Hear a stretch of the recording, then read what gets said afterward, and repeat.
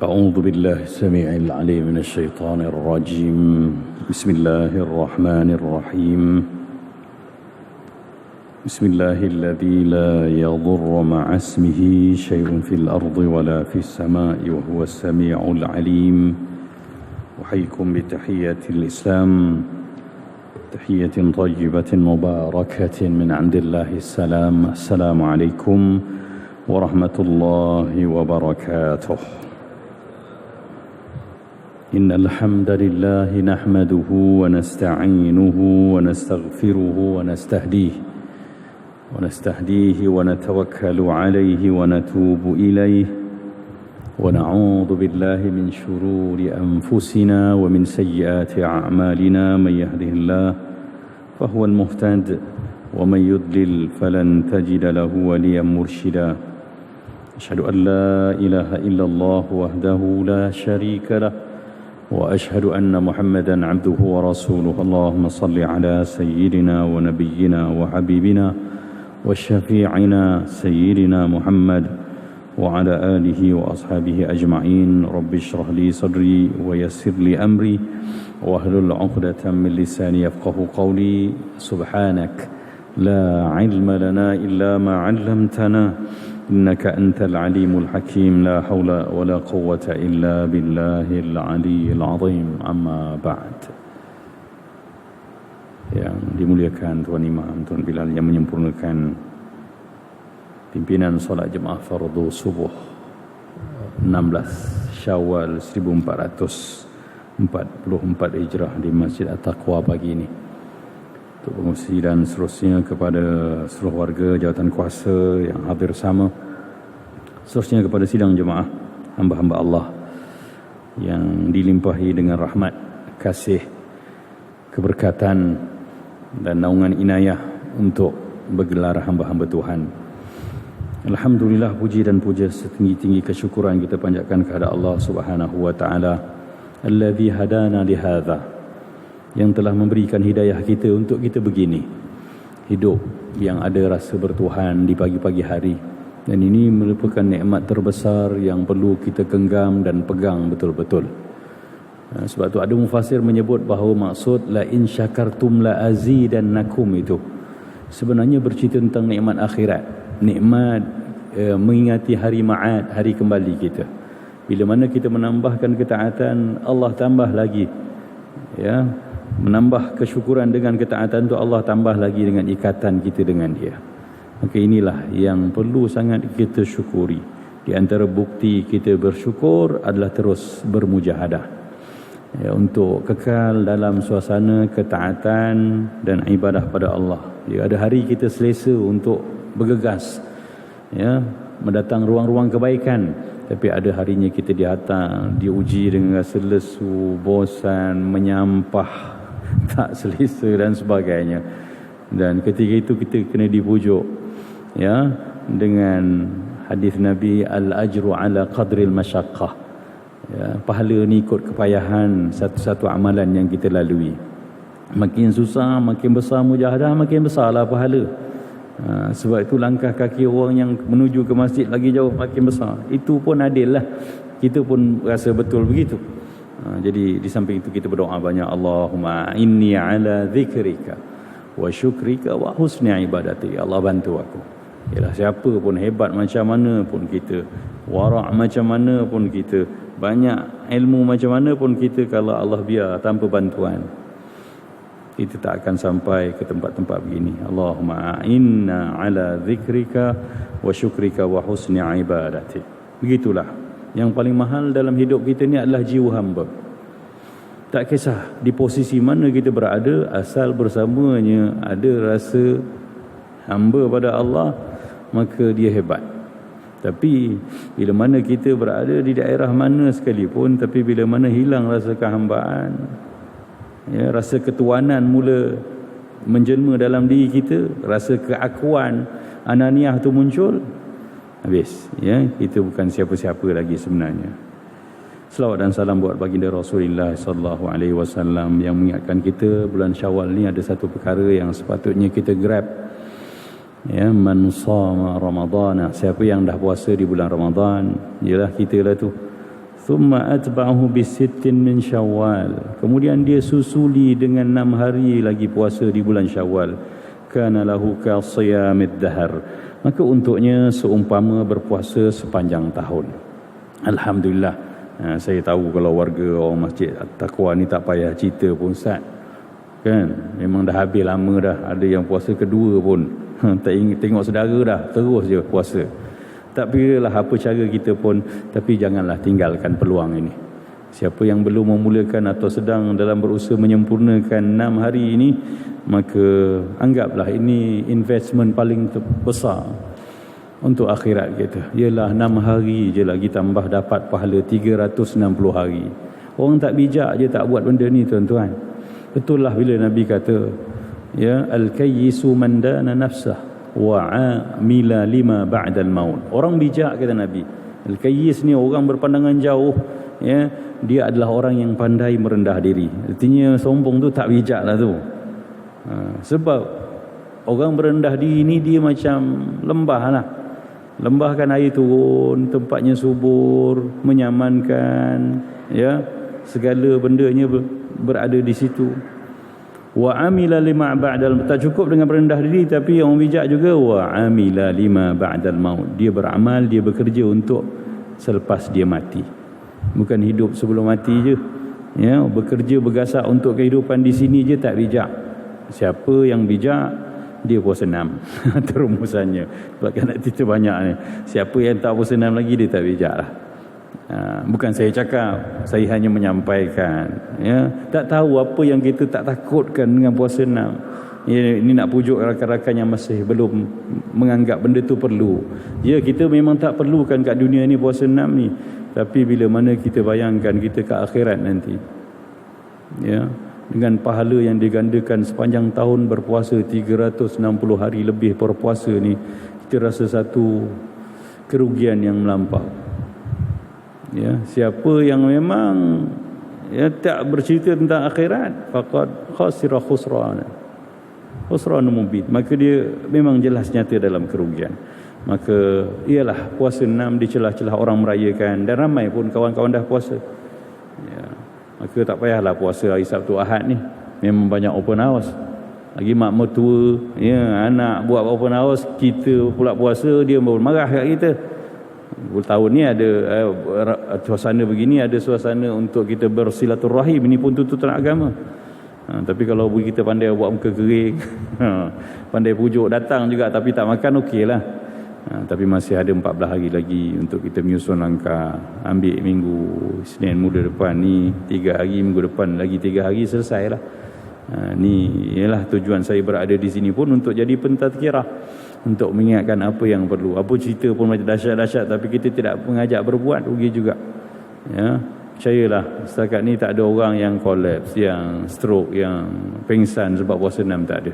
Maka tak ada kerisauan. Cuma ialah terliur sikit, orang makan rendang, orang makan lemang, kita tak dapat join sama. Tak apalah, lepas buka kan kita faham lah apa yang nak kita faham. Bukan tak ada buka puasa kan, puasa ni hanya sampai waktu maghrib, malam kita makan lah. Cuma susun dan pujuk jiwa dan minda kita untuk realize bahawa kita perlu grab peluang ini, ya. Tak boleh dilepaskan tuan-tuan. Moga-moga Allah Subhanahu Wa Taala bantu kita ala zikrika wa syukrika wa husni ibadatik, untuk elok jadi hamba dia. Alhamdulillah, pada pagi ini giliran saya untuk menyampaikan kuliah subuh, ya, masih berkisar tentang kisah Al-Quran. Kita masih bercerita tentang Nabi Nuh alaihi salam dalam usaha baginda, ya, menyampaikan dakwah risalah Allah Subhanahu Wa Taala kepada umat manusia. Dan kita dah cerita bagaimana Nabi Nuh alaihi salam ni telah pun diperintahkan oleh Allah Subhanahu Wa Taala untuk naik ke atas kapal, buat kapal, dan akhirnya berlakulah, ya, ketentuan Allah Subhanahu Wa Taala. Maka kita tengok petik satu ayat Quran daripada surah Al-Qamar. Allah gambarkan suasana mulanya datangnya bah besar itu. A'udzubillahi minasyaitonirrajim. Fada'a rabbahu anni maghlubun fantasir. Maka Nabi Nuh alaihi salam ni berdoa kepada Tuhannya, wahai Tuhanku, sesungguhnya aku ni dah kalah dah. Maghlub ni kalah, Ghalib yang menang. Fantasir, maka bantulah aku. Kalah tu maksudnya realitinya dia tak dapat lagi. Ya, berdakwah dengan kekangan, dengan tentangan yang mengancam keselamatan nyawa dan pengikut-pengikut dia. Fafatahna abwabas samaa'i bima'in munhamir. Maka ayat surah Al-Qamar ni dibentuk syair ni. Dalam bahasa Melayu kita sebut syair, orang Arab sebut syair. Nah, tu beza sikit nanti kalau ada ustaz-ustaz yang pure, yang pondok pada sebut syair, dia kata jangan cakap dia tak pandai lah. Apa kecek Melayu tak andai. Bukan tak andai, itulah sebutan Arabnya syair. Kita biasa orang Melayu nak disamakan dengan lidah Melayu, dia ubah sikit bahasa Arab tu. Syair jadi syair, syair tu jadi syair. Maka Allah kata bila mana Nabi Nuh dah berdoa, fafatahna abwabas samaa'i bima'in munhamir, maka kami buka pintu-pintu langit ya, dengan turunnya air yang berhamburan lebat. Artinya turun hujan lebat betul-betul. Ya. وَفَجَّرْنَا الْأَرْضَ عُيُونًا فَالْتَقَى الْمَاءُ عَلَى أَمْرٍ قَدْ قُدِرَ. Dan begitu juga kami pancarkan, ya, membuat-buat air keluar daripada bumi, mata-mata air, sehingga bergabunglah air-air ini di atas perintah Allah Subhanahu wa taala yang telah ditentukan. Artinya gambaran banjir besar yang berada di zaman Nabi Nuh ni dua sudut. Biasanya banjir ni datang daripada atas je, hujan. Tapi pelik zaman Nabi Nuh AS ni, kerana ini merupakan azab Allah. Langit turun hujan tak berhenti-henti, bumi pun keluarkan air membuak-buak. Bukan dia menakung air sampai melambak, tak. Ya, Allah kata wa fajjarna. Fajar ni tafjir ni pecah, infijar ni meletup. Begitulah bila murka Allah Subhanahu wa taala hadir, semua tentera-tentera makhluk Allah Subhanahu wa taala bekerja untuk melaksanakan perintah Allah. Wa hamalnahu ala dhati alwahin wa dusur. Lalu kami apungkan dia, bahawakan dia di atas satu bahtera yang mempunyai kepingan-kepingan papan dan juga paku. Begitulah cerita daripada surah Al-Qamar. Begitu juga ayat yang lebih kurang sama Allah sebut dalam surah Al-Mu'minun, bila Allah Subhanahu wa taala mendengar rayuan nabinya ini. Allah SWT menyebut, qala rabbin surni bima kadzabun. Nuh berdoa, wahai Tuhanku, bantulah aku, sesungguhnya aku ni didustakan. Ya, kita selalu kataan mendustakan, didustakan. Berdusta dengan mendustakan lain. Berdusta ni maksud saya cakap bohong. Mendustakan, saya cakap benar tapi orang kata saya bohong. Itu mendustakan. Didustakan juga begitu. Kadzabun itu, ya. Kalau kadzaba maksudnya berdusta. Kalau kadzaba, saya cakap betul, orang kata saya bohong. Itulah para nabi selalu dapat, ya. Tukadzibun, tukadziban tu, kamu buat Allah, ya, macam tak betul. Fa bi ayyi ala'i rabbikuma tukadziban. Ya, dua-dua makhluk jin dan manusia ni banyak mendustakan apa yang Allah dah kata betul. Itu maksud tukadzibun, ya, kadzibun. Mereka dustakan aku sedangkan aku rasul kau. Maka Allah pun datangkan perintahnya, fa awhayna ilaihi an yasna'ul fulki bi ayunina wa hayna fa idza jaa amruna wa faratan nur. Dan bila mana kami dah wahyukan pada dia untuk dia buat bahtera, ya, dan kami wahyukan, ya, dengan bantuan dan panduan bi ayunina, artinya dengan perhatian Allah Subhanahu wa taala. Artinya Nabi Nuh buat bahtera tu memang dengan wahyu. Sebab tu dia perfect. Dia sesuai. Walaupun orang lain gelakkan dia, ketawakan dia, tapi dia buat tu dengan panduan Allah Subhanahu wa taala. Fa idza jaa amruna, ni yang paling penting. Bila mana datang ketentuan kami, ketetapan kami, wa faratamu, dan meledak, ya, takungan air itu, fasluki fiha kullu zawjaini itsnain, ya, maka berjalanlah kamu di atasnya dengan membawa setiap benda-benda yang hidup ni berpasangan. Ni pun kita masih kecil-kecil kita dengar ni, ya, Nabi Nuh bawa kambing 2 ekor, unta 2 ekor, jantan betina. Begitulah. Memang ini disebut dalam Al-Quran. Wa ahlaka, dan juga ahli keluarga kamu. Ya, ahlaka juga maksudnya nanti ada huraian. Apa yang dimaksudkan dengan keluarga Nabi Nuh ni? Illa man sabaqa alaihil qaul. Ya. Kecuali siapa yang dah tentukan ketentuan bahawa dia tak menyertai kamu, wahai Nuh. Ya, wala tukhatibni fil ladzina zalamu, jangan berhujah lagi dengan aku. Ya, Nabi Nuh nanti ada keluhan dia bahawa kenapalah anak aku tak boleh dapat sama, isteri aku tak boleh sama. Begitu maksudnya. Sebab Allah kata apa? Innahum mughraqun, mereka semua akan tenggelam, lenyap. Fa idza stawaita anta wa man ma'aka 'alal fulki faqul alhamdulillahi alladzi najjana minal qaumidh dhalimin. Bila kamu dah berlabuh, ya, dan telah pun terapung tinggi sebelum berlabuh itu, ya, dah berada dalam bahtera itu, maka pujilah Allah, alhamdulillah, sebutlah Allah, alladzi najjana minal qaumidh dhalimin, yang telah menyelamatkan kami daripada kaum yang zalim itu. Itu di antara 2 ekor. Banyak lagi ekor yang, tapi kita petik pada ini cerita. Ya, maka pertama sekali kita nak ambil iktibar adalah berkenaan dengan azab Allah ni. Memang bila dia datang memang dengan cara yang sangat drastik. Kita tak akan sempat untuk berpatah balik, untuk bertaubat. Jadi kesempatan yang ada adalah bila mana kita masih dalam suasana selesa untuk kembali pada Allah. Sebab tu taubat kita pun Allah kata malam yugharghir, Rasulullah sebut, selagi mana nyawa belum sampai di tenggorokan, dah tak boleh sebut apa, baru nak taubat, tak jadi. Memang ada perasaan bertaubat tu, ingin kembali pada Allah, tapi kesempatan tu dah tertutup sebab dia drastik. Ya, jadi bayangkan air yang berhamburan keluar dari bumi ditambah dengan hujan yang mencurah-curah tak henti-henti sehingga tenggelam semua bumi ini. Dan benda ni tak berulang lagi dah selepas itu. Hanya sekali saja berlaku, bumi begitu tenggelam semuanya. Kerana apa?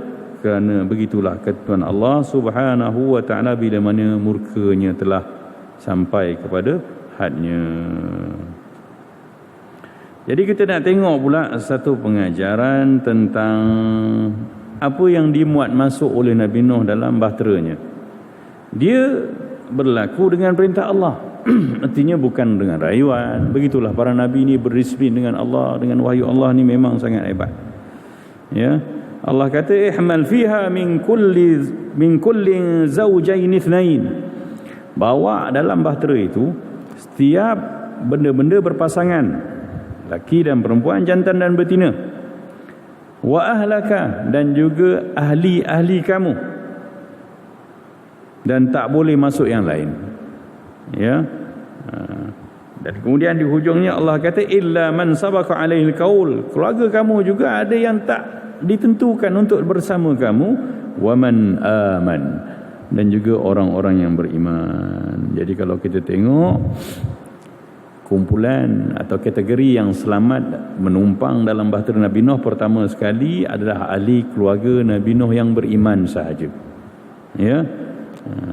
Illa man sabaqa alaihil qaul, maksudnya ada di kalangan ahli keluarga Nabi Nuh ni 2 kelompok lah. Pertama, kelompok yang bersama dengan Nabi Nuh alaihi salam, beriman, ya, lalu dia layak untuk bersama Nabi Nuh. Dan kelayakan ini bukan kerana mereka tak nak join ataupun nak merayu Nabi Nuh tak bagi naik. Tak, mereka berdegil tak nak naik. Ya, tu kena faham sesuatu dia. Bukan mereka nampak banjir, mereka kelang kabut dan kemudian mereka kata nak numpang Nabi Nuh, tak boleh, kau tak beriman, kau tak ikut aku, tak boleh. Bukan macam tu suasana dia. Suasana mereka sendiri dengan angkuh kata, aku kalau dah tak nak ikut kau, aku tak akan ikut sampai mati. Kan ayat tu kita biasa pernah dengar dalam hidup hari ni, ada orang berpatah arang dengan kebenaran. Ini kejahilan. Ini perkara yang pernah berlaku pada umat Nabi Nuh alaihi salam. Degil sampai mati. Tak boleh tuan-tuan. Kita nak degil, kita kembali pada Allah. Inna lillah, kita ni hamba Allah. Wa inna ilaihi raji'un. Dan jangan lupa, bukan itu je cerita dia. Cerita dia wa inna ilaihi raji'un tu yang lagi besayu. Lebih touching. Dan kita ni semua akan kepadanya. Ilaihi tu kepadanya. Raji'un, pulang, menghadap. Bukan balik saja, menghadap. Sebab tu ucapan takziah yang kita ucapkan pada orang tu, inna lillah tu, sebenarnya terpulang untuk kita tu. Dia reminder, tazkirah untuk kita. Ya, dia dah mati. Tapi kita cakap apa? Inna lillah. Kita bukan kata innahu lillah. Kalau innahu lillah, sesungguhnya dia milik Allah. Tak apalah dia dah mati, matilah dia. Tak. Allah suruh cakap inna lillah. Kita pun milik Allah. Dan wa inna ilaihi raji'un, dan kepadanya nanti kita akan ngadap dia pula balik. Jadi jangan lepas je inna lillah tu dengan selamba. Bukan. Inna lillah tu kena diucap dengan tunduk. Aku pun hamba Allah. Tak lama lagi menyusul giliran aku. Ya, dan aku kena ngadap, kena jawab dengan Tuhan aku. Itu feel dia.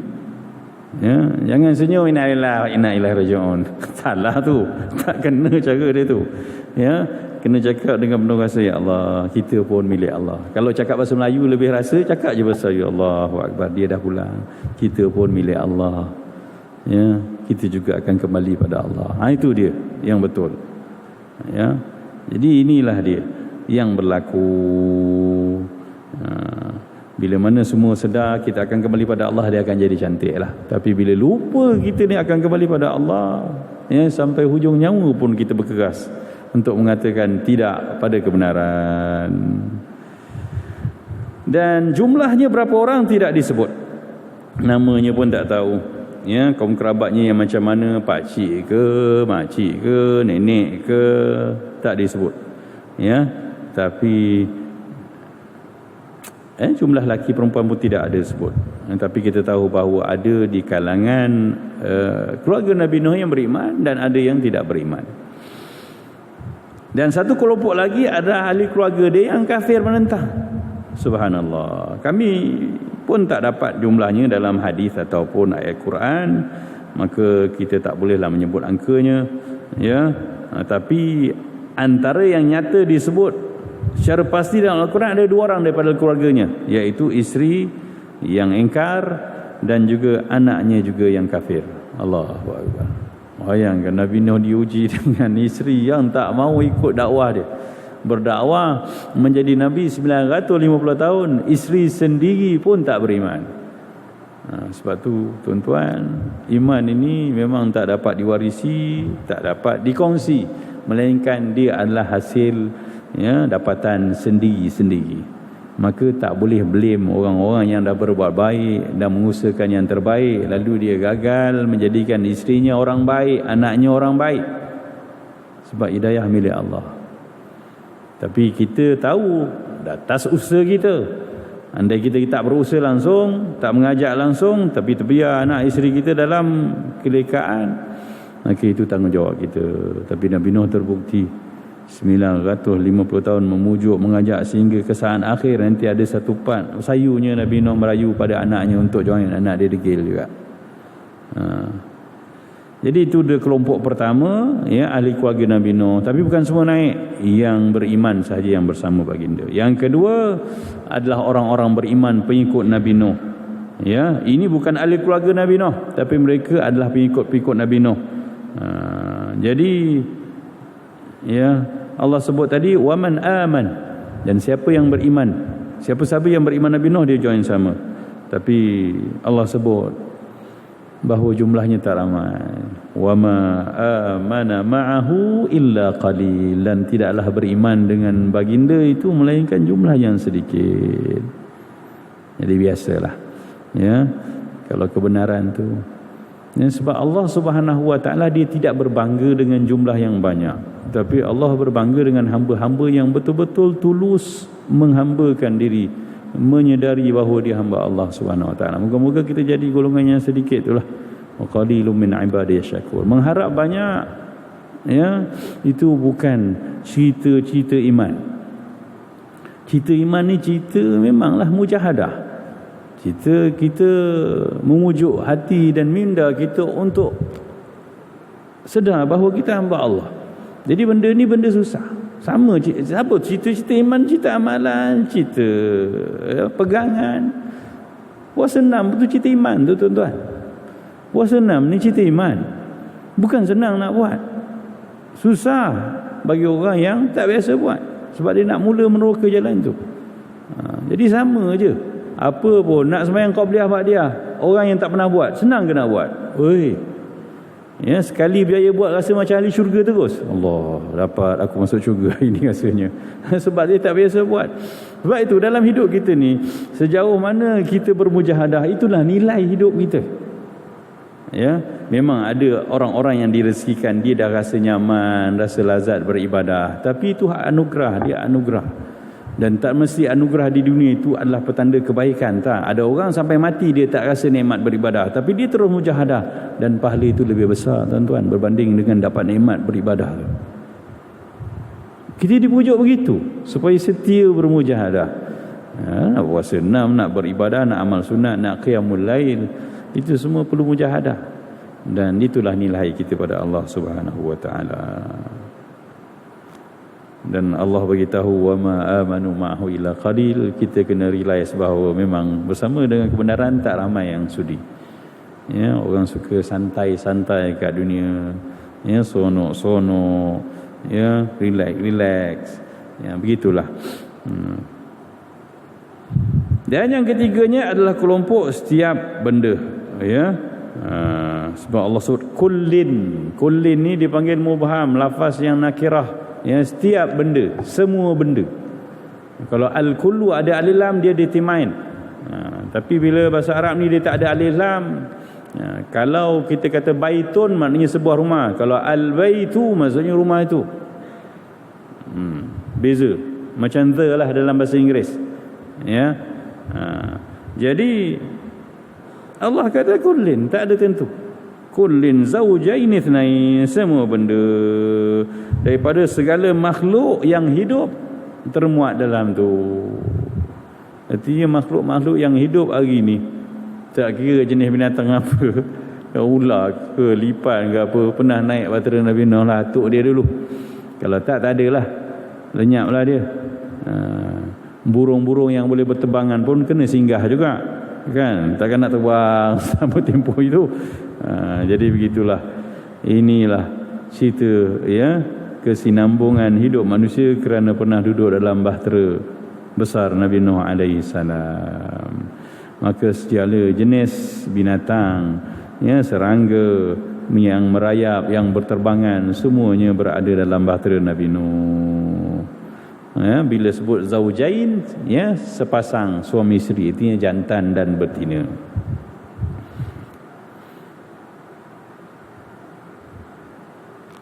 Itu ceritanya. Dan dalam kesibukan semua muatan tu berjalan dalam kapal, Nabi Nuh melihat satu suasana yang rasanya dia perlu, ya, membantu. Bila semua dah naik, maka Nabi Nuh pun menyebut apa yang Allah Subhanahu wa taala perintahkan, iaitu puji Allah, alhamdulillahilladzi najjana minal qaumidz zalimin. Ya Allah, ya, segala puji bagimu yang telah menyelamatkan kami daripada kaum yang zalim ini.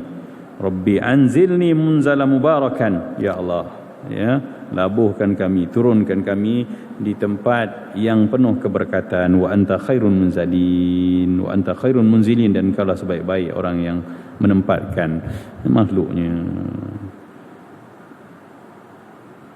Inilah perintah Allah Subhanahu wa taala. Kita juga boleh berdoa begini, ya, bila sampai di tempat baru, amalkan doa daripada surah Al-Mu'minun ayat 28 dan 29. Al-Mu'minun ayat 28 29. Pindah rumah baru ke, sebut alhamdulillahilladzi najjana minal qaumidz zalimin. Yang paling penting ayat 29 itulah, wa qur rabbi anzilni munzala mubarakan wa anta khairun munzilin. Ya Allah, ya, tempatkan aku ini di tempat yang penuh keberkatan, sebenarnya engkaulah sebaik-baik orang yang menempatkan. Begitulah, ya, agar bertaut kita dengan Allah, dengan harap, dengan doa. Bila mana Nabi Nuh alaihi salam naik, dah kapal dah mula nak bergerak, ya, maka antara ucapan Nabi Nuh yang dirakamkan oleh Allah Subhanahu wa taala dalam ayat yang selalu kita jadikan sembang dalam hukum tajwid kita, ya, disebut apa? Irkabu fiha, semua naik, kata Nabi Nuh alaihi salam. Artinya memang ditawarkan. Yang binatang-binatang fahamlah, kita pun tahu kan, kalau ada bencana alam, ya, gajah pun dah naik atas bukit dah. Kalau nak berlaku tsunami, binatang-binatang semua dah naik. Mereka ada insting yang lebih kuat.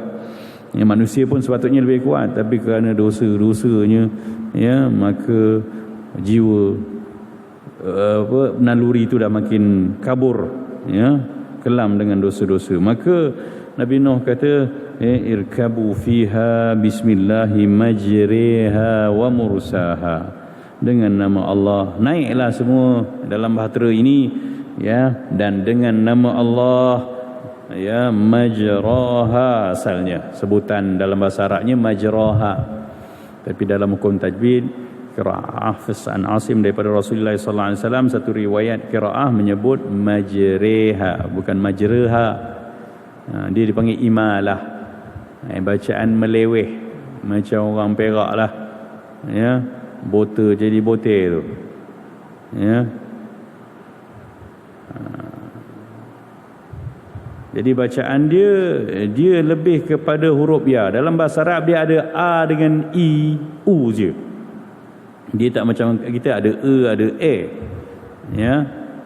Jadi dia tak bunyi a sebagai huruf baris atas, tak bunyi i sebagai ya baris bawah, tak ada. Maka di antara bunyi itu, bukan majraha sepatutnya ejaan dia, hukum dia ada bacaannya majraha. Majrah ni tempat laluan dia, artinya, ya, dengan nama Allah kami berjalan, ya, memberkati perjalanan bahtera itu. Sebab katanya jara maksudnya laluan, berlari. Jadi dia punya imalah, ya, meleweh dia tu dia lebih kepada huruf ya, walaupun asalnya huruf alif. Sebab dia akan bunyi majraha kalau dekat dengan alif, jauh dengan ya.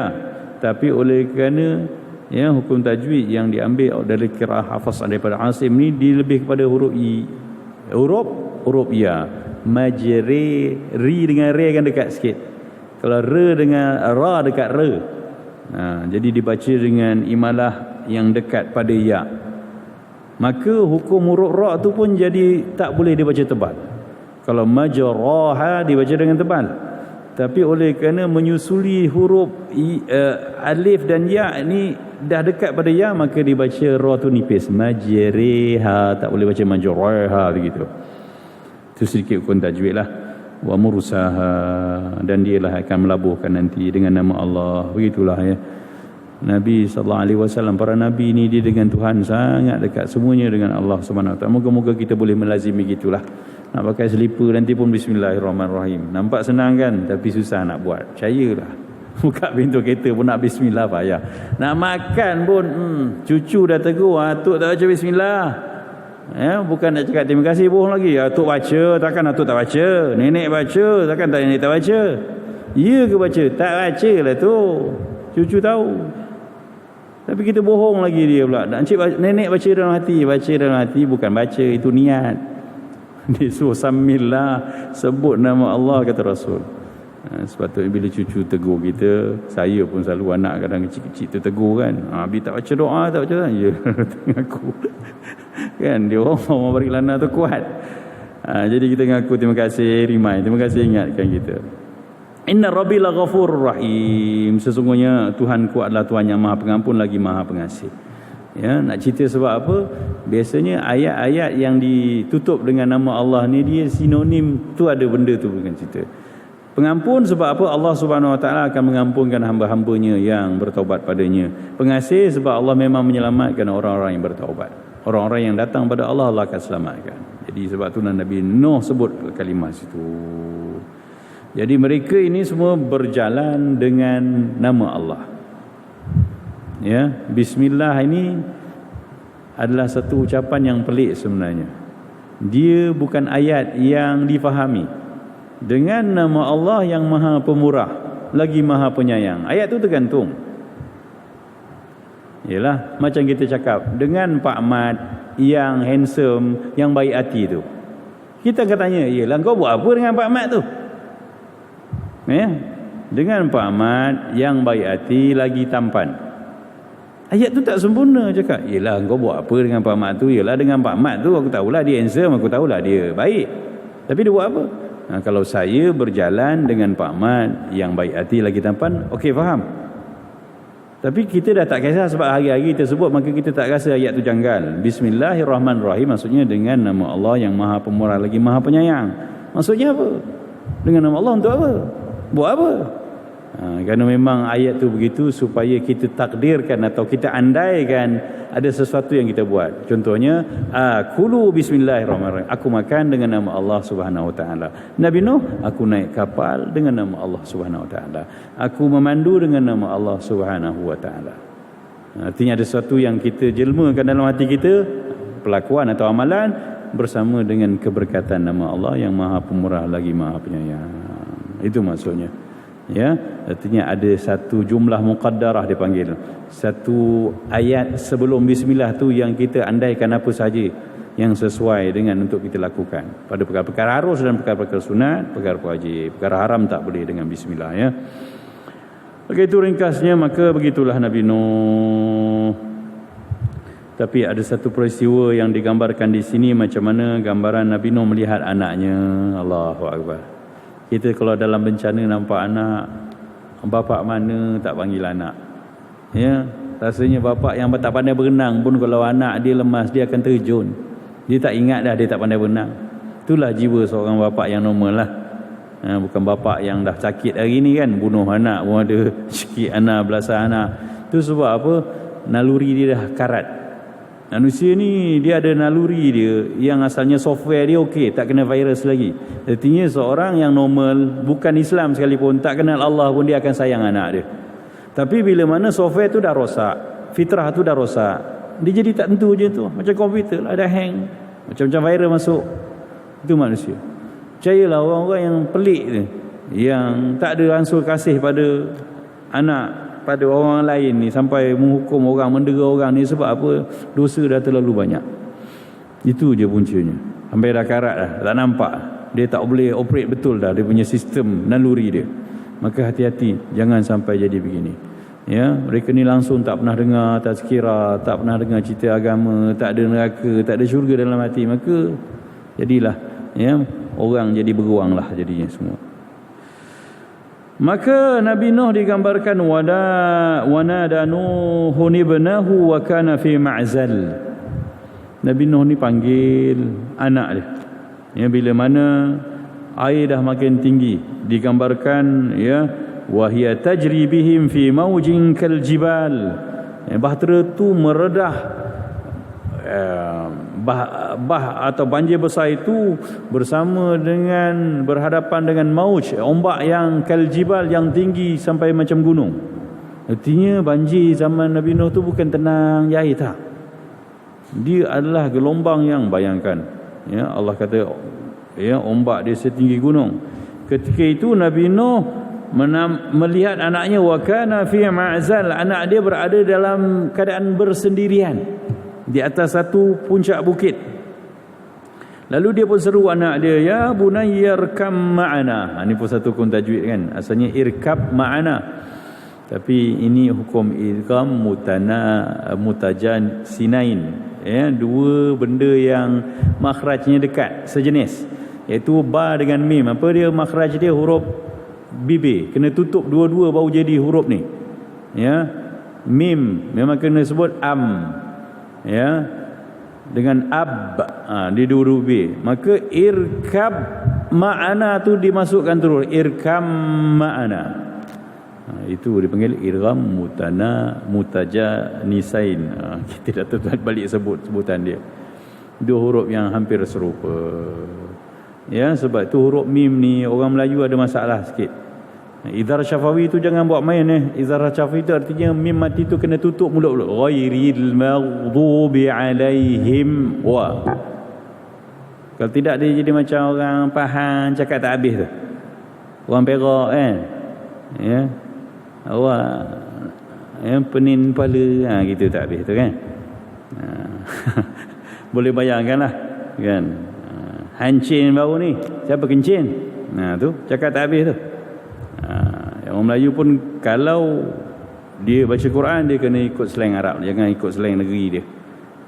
Jadi ghairil maghdubi alaihim, tu macam kita dengar kadang-kadang imam baca, dia berhenti, bukan berhenti nafas tu, dia kerana nak membetulkan makhraj supaya betul-betul beri hak izhar syafawi. Izhar syafawi adalah kum mim mati. Mim mati kena tutup mulut elok-elok. Okey, bersama dengan ni irkam ma'ana, tutup terus mulut. Ya, ba tak berbunyi dah. Dia masukkan huruf yang pertama ke dalam huruf kedua kerana hampir serupa makhrajnya. Wala takum minal kafirin. Nabi Nuh pujuk, wahai anakku, ya marilah naik sama kami ni. Wala takum ma'al kafirin. Jangan lagi bersama dengan orang kafir. Kenapa Nabi Nuh ajak sedangkan dia tak ajak yang lain? Nah, ni ada perbahasan mufassir. Mufassir kata, ramai yang mengatakan bahawa antara puncinya sebab Nabi Nuh nampak anak dia dah seorang-seorang, tak bersama dengan geng-geng dia. Maka mungkin anak dia nak beriman kot. Ya, anak dia dah tinggalkan geng-geng dia. Maka kerana itu Nabi Nuh tawarkan benda ini. Tapi subhanallah, rupanya dia bukan melarikan diri daripada geng dia. Ya, anak dia ni kata apa? Qala sa'awi ila jabalin ya'simuni minal ma'. Aku akan berlari lagi, ya, kepada bukit yang lebih tinggi yang akan menyelamatkan aku daripada air ni. Allahu akbar. Rupanya dia lari. Mungkin ya, dia orang muda, dia gagah. Dia panjat bukit-bukit yang lebih tinggi, dia pandai berenang dan sebagainya. Tapi Nabi Nuh tetap pujuk dia, qala la 'asimal yaumi min amrillah. La 'asimal yaumi min amrillah. Tak ada siapa yang dapat lepas daripada azab Allah Subhanahu wa taala pada hari ini, ya, illa marrahim, kecuali siapa yang dapat rahmat dia. Dapat rahmat dia artinya bersama dengan Allah. Itu je cerita kita ni. Kalau kita kembali pada Allah, dapat rahmat. Bila Allah rahmati kita, kita selamat dunia akhirat. Tapi anak dia tetap degil. Dia tetap meyakini bahawa dia boleh selamat dengan kedegilan dia. Wahala bainahumal mauju fakana minal mughraqin. Sayunya, ya, mereka, ya, perbincangan ataupun dialog mereka berdua dipisahkan dengan satu ombak besar. Artinya dia naik bukit paling tinggi, dia bercakap lagi, datang ombak paling besar, habis. Fakana minal mughraqin. Maka anak dia tu dari kalangan orang yang hanyut tenggelam, habis. Subhanallah. Ya. Jadi begitulah. Berlayar terus berlahtera Nabi Nuh ni berjalan dalam perintah Allah Subhanahu wa taala. Ya.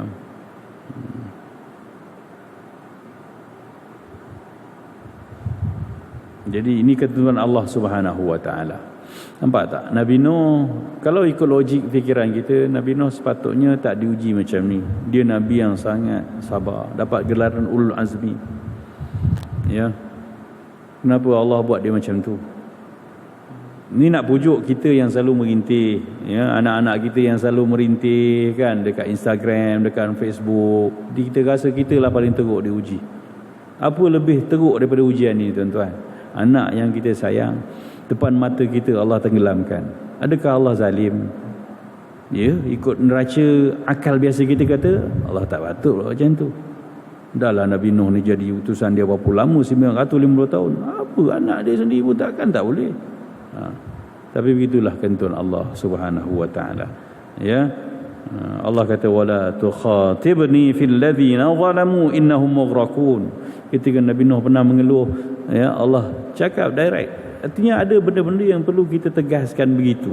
Allah kata jangan kamu berbicara lagi dengan aku tentang orang-orang yang zalim itu. Allah tak sebut anak pun. Allah kata orang yang zalim itu, orang yang tak betul pada meletakkan posisi diri dia. Dah dia hamba Allah, dia hamba aku, dia kena ikut akulah. Kalau nak ikut sayang, aku lagi kesayang makhluk aku. Engkau anak aja, itu makhluk aku. Makhluk ni apa? Produk made by Allah. Dia yang buat anak Nabi itu. Tapi hukum Allah gitu. Ya, orang yang degil, yang zalim. Zalim dalam konteks bahasa Arab artinya gagal meletakkan satu pada posisi yang betul. Itu zalim ya dalam bahasa Arab. Orang dalam bahasa Melayu kita zalim ni maksudnya kejam. Ya. Ganas. Ya, tapi dalam bahasa Arab sebab tu ada lafaz kuntu inni minadh zalimin. Aku ni masuk dalam golongan orang zalim, bukan zalim sebab sepak ayam, ya, pijak kucing. Itu zalim orang Melayu. Zalim ni bila mana kita tak letak diri kita pada posisi betul. Jadi hamba Allah kat dunia tapi tak semayang, zalim tu. Dia tak zalim Ustaz, dia cuma tak semayang je. Zalim lah tu tak semayang. Kena faham yang itu. Cakap zalim tu ni. Kenapa? Tak semayang Zalim lah. Aku tak ada buat zalim apa pun, cuma tak semayang. Mana ada perkataan cuma tak semayang? Itulah kezaliman paling besar. Kamu hamba Allah, tak sembah Allah. Itulah zalim. Begitu. Ya. Tapi bila mana dia ditarik jadi bahasa Melayu, dia ambil satu part saja. Seorang yang berkuasa, ya, menindas yang lemah. Itu zalim. Jadi begitu tentang Allah Subhanahu wa taala. Maka kita nampak dengan persepsi Allah, dengan persepsi agama. Allah Subhanahu wa taala menentukan satu benda dalam kehidupan kita, dia semua kira. Dan dia semua ada neraca dia. Siapa yang tak betul, tak kira siapa pun di posisi, maka kita kena pujuk begitu diri kita. Tak apalah, ya. Itu ketentuan Allah Subhanahu wa taala. Sebab tu kena baca Quran, sebab tu kena dengar kisah Al-Quran, kena ada hadis. Kalau hidup dengan Facebook, dengan Instagram, memang gagallah kita jadi hamba Allah. Bergasaklah kita sana sini, isu sana sini. Saya yang ustaz ni pun kadang nak pujuk bini yang rajin tengok Instagram, cerita kat kita artis sana artis sini, kata nak buat apa kau tengok semua benda tu. Payahlah tu. Jadi pertimbangan dia orang benda tu. Kan? Tak tahu apa yang dia nak. Yalah, susah sebenarnya. Sebab tu tak boleh tidak kita kena baca Quran. Kena tahu cerita Al-Quran supaya suluhan perjalanan hidup kita berpandukan Al-Quran. Yalah Al-Quran, dzalikal kitabul la raiba fi. Ini kitab yang tak ada ragu padanya. Hudan lil muttaqin, petunjuk untuk kita. Jadi kena tahu bahawa bukan semua benda yang kita citai, yang kita cita-citakan tu akan jadi kenyataan. Sebab apa? Sebab kita di dunia. Di dunia ni tempat kita diuji. Dan kita tak boleh menyatakan keputusan tu betul atau tidak selagi mana di dunia. Sebab Allah mengaliri. Sebab tu Nabi Nuh AS darjat dia besar. Darjat dia tinggi sebab ujian dia besar. Itulah dunia. Jadi kita pun kalau diuji, kan kita kadang-kadang lemas dan kecewa dengan apa yang kita dapat kat dunia. Saya dah buat macam-macam kebaikan, tapi kenapa macam ni lagi hidup saya? Inilah dunia. Siapa yang tak sanggup dah untuk melayan dunia ni sebagai dunia, dia kena meninggal. Kena meninggalkan dunia. Kena matilah. Tapi dengan syarat, dengan lesen yang besar lah, dia dah boleh redha, dia boleh sabar, insya-Allah dia selesa dalam barzakh. Gitu je lah.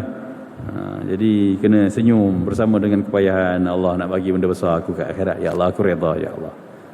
Tapi nak jadi kuat begitu, kena selalu ada cerita begini, kena selalu baca Quran dengan tadabbur. Moga-moga kita kuat. Allah kata memang dah illa man sabaqa alail qaul. Ini ketentuan Allah Subhanahu wa taala, ketentuan Allah Subhanahu wa taala. Jadi begitulah ujian Nabi Nuh AS. Tengah sembang pujuk anak, datang gelombang besar, nampak anak tenggelam. Allah, apa lagi perasaan? Hancur dulu. Tapi oleh kerana dia ada Tuhan yang dia tahu dia hamba Allah, dia kuat. Tapi ganjaran dia besar lah. Siapa ujian dia besar macam tu. Dan yang paling menariknya, kalau kita logikkan balik semula, kita pun dengan Tuhan, kalau kita tak redha, kita tak terima, kita dapat apa? Siapa tak redha, tak sabar dengan ketentuan Allah, dia rugi dua-dua. Di dunia dia rugi, dengan kepayahan, kesakitan tu. Di akhirat dia tak diterima sebagai hamba Allah. Radhiyallahu anhum wa radu'an. Radhiyallahu anhum tu Allah redha pada kita ni sebab apa? Wa radu'an, sebab kita dulu redha dengan Allah. Okey? Yang nak masuk syurga tu sebab kita puas. Redha ni bahasa Melayu maksudnya puas hati. Bahasa Melayu redha ni puas hati. Para sahabat tu dikatakan radhiyallahu anhum sebab apa? Allah puas hati dengan dia. Allah puas hati dia tu memang jadi hamba Allah. Maka sebab tu dapat gelaran radhiyallahu anhu. Kita tak boleh pakai gelaran tu. Kita macam mana nak puas hati, kita pun asyik tak puas hati dengan Allah. Itu je. Banyak benda kita komen dengan Allah. Tak tahulah apa lagi Allah nak buat kat aku. Tu. Jangan guna ayat gitu tuan-tuan. Sebab itu ayat sinetron tu. Ayat drama.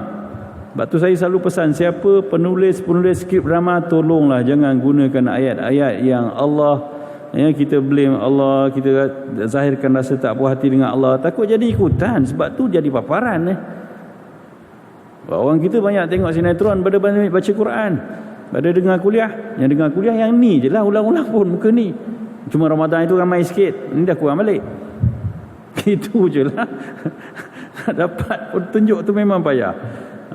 Jadi begitulah ketentuan Allah. Moga-moga kita boleh kuat. Sebab kita ngamuk satu dunia ni pun, takdir tak akan berubah. Jadi apa yang boleh kita buat, kita pujuk hati kita, ya Allah, kalau inilah syurga aku, inilah penebus dosa aku terima ya Allah. Itu je lah yang boleh kita cakap. Ya Allah, aku kena terima ya Allah, supaya aku dapat syurga Engkau, dapat ampunan Engkau ya Allah. Allahu Akbar. Ya, besarnya ujian.